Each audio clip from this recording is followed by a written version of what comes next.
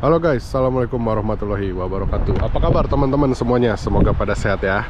Nah guys, kali ini di video ini saya akan bercerita tentang mobil keluarga saya yang sudah menemani selama 10 tahun ya guys. Jadi di bulan Agustus 2022 ini mobil ini genap berusia 10 tahun teman-teman. Mobil ini dibeli dari baru tahun 2012 di bulan Agustus juga. Dan saya akan menceritakan ke kalian semua apa saja cerita menyenangkan dan cerita tidak menyenangkan bersama mobil ini selama 10 tahun ya guys. Nah, saya juga akan ceritain biaya servisnya teman-teman ya. Saya akan sharing biaya servisnya. Kira-kira masih terjangkau nggak untuk ukuran SUV yang sudah cukup berumur seperti ini teman-teman ya. Karena sejak baru sampai hari ini saya selalu servis di bengkel resmi. Nah, jika teman-teman berminat untuk memiliki mobil seperti ini dan berpikiran untuk servis di bengkel resmi, kira-kira seperti apa bayangan biayanya? Nah, udah gitu saya akan cerita juga menurut pandangan saya teman-teman ya. Kira-kira mobil ini masih worth it nggak untuk kalian beli? Mengingat harga BBM diesel sekarang sudah sangat tinggi teman-teman ya. Apakah mobil diesel seperti ini masih memberikan efisiensi yang baik untuk kita pakai di kegiatan kita sehari-hari, atau bahkan malah hanya menambah pengeluaran ekstra bulanan kita? Jangan kemana-mana, ikuti terus video ini sampai selesai guys.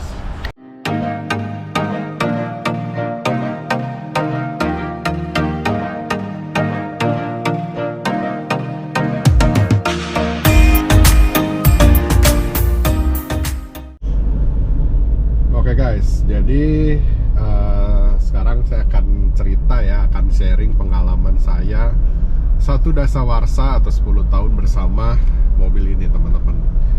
Selama 10 tahun ini banyak banget ya hal-hal suka maupun duka yang saya rasakan di mobil ini. Ada plus dan minusnya jelas ya teman-teman.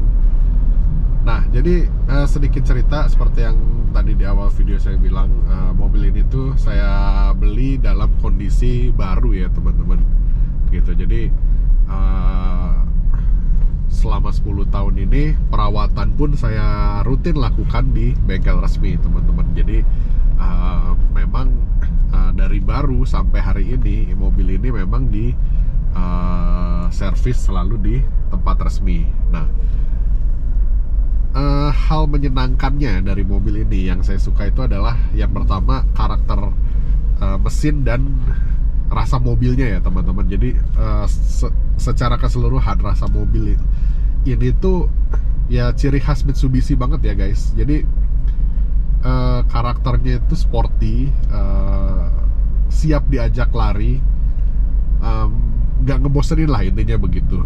Beda dengan pesaingnya ya, kalau kita bilang let's say Fortuner lah gitu. Saya juga udah pernah beberapa kali nyetir Fortuner ya. Karakternya itu cenderung lebih flat ya teman-teman, cenderung lebih boring gitu. Walaupun ya kalau bicara tenaga nggak bisa dibilang kecil gitu, dibilang pelan banget juga enggak ya teman-teman.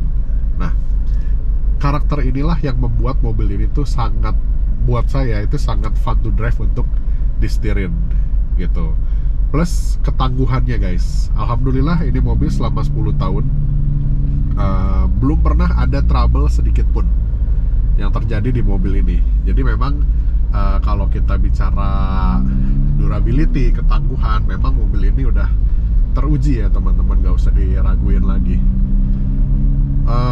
Berapa kali juga mobil ini saya bawa ke luar kota, bahkan lintas pulau ya teman-teman. Mobil ini udah pernah mengarungi Pulau Sumatera sampai ke Palembang, Pulau Jawa dari ujung ke ujung udah ya, dari Pelabuhan Merak sampai Pelabuhan Ketapang, Pantura Jawa, Pansela Jawa, jalur tengah Jawa, Dieng, Bromo, semua sudah pernah dilalui bersama mobil ini. Pulau Bali pun sudah, dari ujung ke ujung, dari Pelabuhan Gilimanuk sampai Padang Bayi, walaupun gak nyebrang ke Lombok ya. Jalur utara, jalur tengah, jalur selatan Pulau Bali sudah dilewati juga dengan mobil ini. Jadi ya selama dipakai perjalanan jauh itu ya alhamdulillah memang nggak pernah ada trouble ya. Nah, tapi tidak lepas dari kekurangan teman-teman. Ada beberapa hal yang saya kurang suka dari mobil ini, yaitu bantingannya teman-teman. Ini mobil kalau dipakai sendiri bantingannya nauzubillah keras banget, bener-bener kayak apa ya, kayak naik becak kali ya.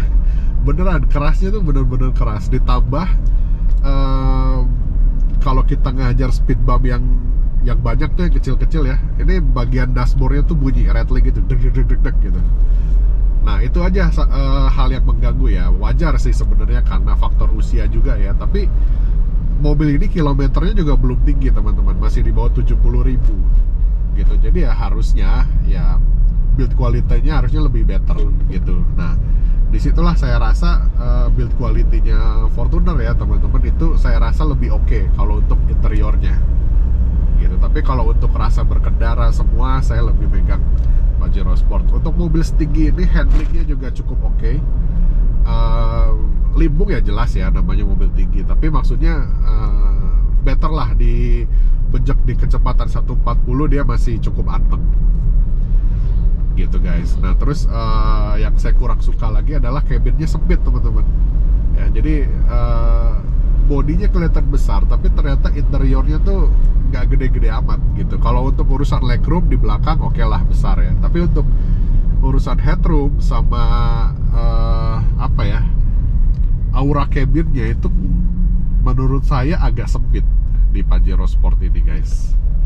Nah itu salah satu dari kekurangan dari Pajero Sport ini ya guys. Nah sekarang kita coba bicarain biaya perawatannya. Oke teman-teman, nah sekarang saya akan cerita tentang biaya perawatan mobil ini ya teman-teman. Berapa sih biaya yang saya keluarin setiap saya melakukan perawatan resmi? Karena alhamdulillah sebenarnya mobil ini belum pernah ya, belum ada kerusakan yang berarti selama saya pegang selama 10 tahun ini ya teman-teman. Dan perlu teman-teman ketahui, mobil ini belum pernah sekalipun servis di luar bengkel resmi ya gitu, untuk servis rutin. Nah jadi biaya yang saya keluarin itu rata-rata per sekali servis itu variatif ya teman-teman, tapi rata-rata kurang lebih di bawah 1 juta kalau hanya untuk perawatan resmi ya teman-teman gitu, perawatan berkala maksudnya. Tapi kalau kita bicara ganti spare part, saya udah pernah beberapa kali ada yang diganti ya, kayak brake pad gitu ya, kapas rem, terus disc brake juga ini udah pernah ganti. Nah waktu itu sempat disc brake ini saya klaim garansinya waktu itu ya, karena belum 2 tahun mobil ini udah bergelombang disc brake-nya. Nah itu diklaim garansi dan memang diganti oleh Mitsubishi, itu free ya. Tapi untuk penggantian spare part itu, untuk harga spare part dibilang mahal juga enggak teman-teman ya, menurut saya masih oke gitu. Cuma ada satu part yang menurut saya agak cukup lumayan mahal ya, itu damper shock breaker belakang. Itu kalau saya nggak salah harganya satunya 700.000. Nanti notanya saya lampirkan ya teman-teman gitu. Jadi memang ada beberapa yang harganya itu cukup lumayan tinggi, kayak contohnya yaitu tadi damper shock breaker itu kan karet ya teman-teman biasanya. Nah tapi untuk harganya lumayan tinggi. Tapi kalau untuk biaya perawatan, biaya servis itu nggak tinggi, bisa dibilang nggak tinggi teman-teman. Gimana sih mobil nih gitu ya guys. Jadi untuk perawatan di bengkel resmi masih affordable buat saya, masih ya oke lah gitu untuk kalian yang masih ingin merawat mobil seperti ini di bengkel resmi. Nah kalau untuk di luar bengkel resmi, saya tanya beberapa kawan-kawan saya yang sama-sama pakai Pajero Sport juga, memang lebih murah jatuhnya teman-teman ya. Memang lebih murah dan apa ya, kadang-kadang bahkan ada yang kalau dari tekniknya gitu ya, dari orang-orangnya, dari SDM-nya itu bahkan lebih baik daripada bengkel resmi teman-teman. Jadi memang dia spesialis diesel gitu. Biasanya kalau yang di luar bengkel resmi, mereka akan servis di bengkel spesialis diesel gitu ya. Memang ada plus minusnya ya teman-teman. Cuma kalau saya pribadi lebih percaya di bengkel resmi karena memang mereka mengikuti SOP, dan kita juga udah tinggal mobilnya kita kasihin, terus udah gitu paling kita ada keluhan apa ya tinggal disampaikan aja di situ. Nanti mereka akan coba ngecek gitu. Nah tapi alhamdulillah selama ini belum ada masalah berarti ya teman-teman. Jadi kalau untuk biaya perawatan mobil ini saya rasa masih oke, masih cukup affordable. Cuma nah ini nih, ada satu hal yang agak mengganggu untuk mobil-mobil diesel saat ini. Nah, apa sih yang ganggu dari mobil diesel saat ini? Ya, mobil-mobil diesel yang sebenarnya ini dieselnya semi konvensional ya teman-teman. Dibilang canggih banget enggak, tapi dibilang konven banget kayak Panther atau Kijang Kotak zaman dulu juga enggak gitu loh. Jadi ya diesel modern tapi belum modern-modern amat lah. Nah, kendalanya itu adalah harga BBM yang sudah terlampau tinggi untuk mobil diesel saat ini teman-teman. Nah, kemarin saya isi Dexlite ya teman-teman, itu harganya sudah menyentuh 17.800. Wah, itu rekor saya isi BBM mobil termahal ya adalah ya saat itu, kemarin itu gitu. Saya belum pernah punya mobil yang harga BBM-nya semahal itu guys. Ya, mentok-mentok dulu saya pernah coba Pertamax Turbo ya. Pertamax Turbo waktu itu juga harganya belum segitu ya. Sekarang saya udah nggak ada lagi mobil yang perlu diisi dengan Pertamax Turbo ya teman-teman. Jadi di rumah ada W210 Mercy pakai Pertamax biru, harga BBM-nya 12.500. Terus saya pakai Camry, itu harga BBM-nya juga 12.500 masih ya gitu. Jadi masih jauh lah, masih jauh dibandingin sama harga BBM diesel saat ini Dexlite ya. Nah, masalahnya diesel yang masih nanggung kayak gini, konsumsi BBM-nya juga nggak hemat-hemat banget guys ya. Pajero Sport ini rata-rata kalau kita itu pakai metode full to full ya, itu konsumsi BBM hanya 1,9 dalam kota Bandung. Pemakaian full dalam kota Bandung ya guys, itu 1,9. Paling irit nggak nyampe 110 lah, 1,9 lebih dikit masih bisa, tapi nggak pernah nyampe di 110 gitu.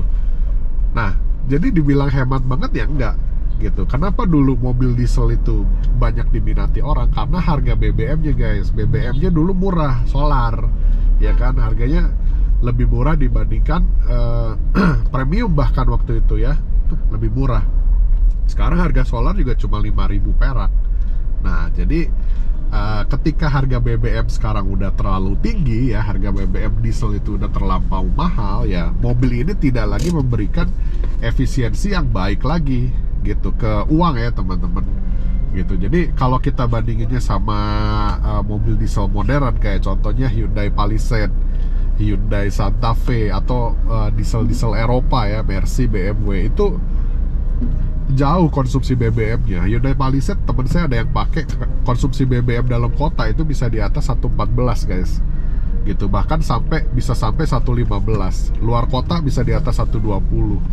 Nah, harga BBM-nya memang dia harus Dex ya, tapi selisih harga Dex dengan Dexlite itu bedanya sedikit guys, bedanya cuma 1.000 perak gitu. Jadi ya kalau diesel modern oke, saya masih ngerti ya, karena konsumsi BBM-nya masih terhitungnya irit banget. Tapi kalau yang begini ya, Fortuner, Pajero, Innova yang nanggung-nanggung kayak gini, nah ini nih yang jadi masalah gitu. So, apakah mobil diesel saat ini masih worth it ya? Kalau kalian nyarinya ketangguhan, carinya akomodasi, cari tongkrongan yang gagah, mobil yang bisa dibawa ke segala medan, oke, saya masih rekomendasi mobil seperti ini. Tapi kalau kalian ada terbesit rasa ingin berhemat karena mesinnya diesel, kalian pikir ulang lagi guys ya, karena mesin diesel seperti ini konsumsi BBM-nya nggak irit-irit banget, tapi harga BBM-nya mahal ya. Sama aja kayak kalian pakai mobil bensin 2500 cc pakai Pertamax gitu, kurang lebih kayak begitulah ya teman-teman. Jadi kecuali nanti ada perubahan ya, misalkan harga BBM diesel itu jadi lebih murah, oke lah, saya masih bisa apa ya, ngerti gitu. Tapi kalau untuk kondisi saat ini yang harga BBM diesel udah terlampau tinggi, saya rasa mobil ini sudah tidak memberikan efisiensi BBM yang bagus lagi gitu. Oke teman-teman, paling segitu aja impresi saya 10 tahun bersama Mitsubishi Pajero Sport. Ya tentu aja ya, namanya mobil ada plus ada minus sudah jelas. Tapi jujur saya selama 10 tahun saya puas pakai mobil ini, dan insya Allah mobil ini akan dipakai terus ya, karena memang masih layak banget buat dipakai. Dan sekarang juga udah mulai jadi banyak dicari sebagai mobil hobi ya teman-teman, karena overlanding atau touring atau kegiatan outdoor itu udah mulai rame sekarang. Jadi ya banyak orang yang mencari mobil seperti ini untuk mengakomodir kebutuhan mereka akan kegiatan outdoor tersebut gitu guys ya teman-teman. Jadi paling segitu dulu aja videonya. Kalau kalian suka sama videonya jangan lupa tekan tombol likes.